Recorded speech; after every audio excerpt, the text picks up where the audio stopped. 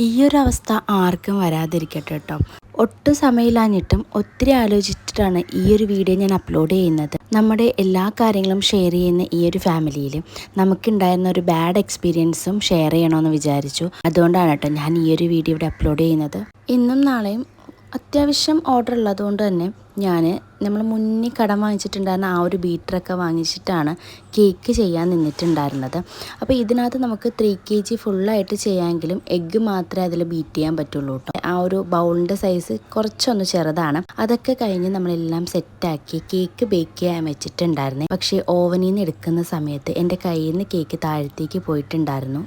ഈ ഒരു അവസ്ഥയിലാണ് കേട്ടോ ആ ഒരു കേക്ക് വന്നിട്ടുണ്ടായിരുന്നത്. സത്യം പറഞ്ഞാൽ ഇങ്ങനെ കണ്ട സമയത്ത് എനിക്ക് കരയണോ എന്ത് ചെയ്യണമെന്ന് അറിയില്ലായിരുന്നു. പിന്നെ പെട്ടെന്ന് തന്നെ അപ്പോഴും തന്നെ ഞാൻ 2 kg ബാറ്റർ വീണ്ടും ബീറ്റ് ചെയ്യാനായിട്ട് വെച്ചിട്ടുണ്ടായിരുന്നു. പിന്നെ ഇത് നമുക്കൊന്നും ചെയ്യാൻ പറ്റിയിട്ടുണ്ടായിരുന്നില്ല കേട്ടോ.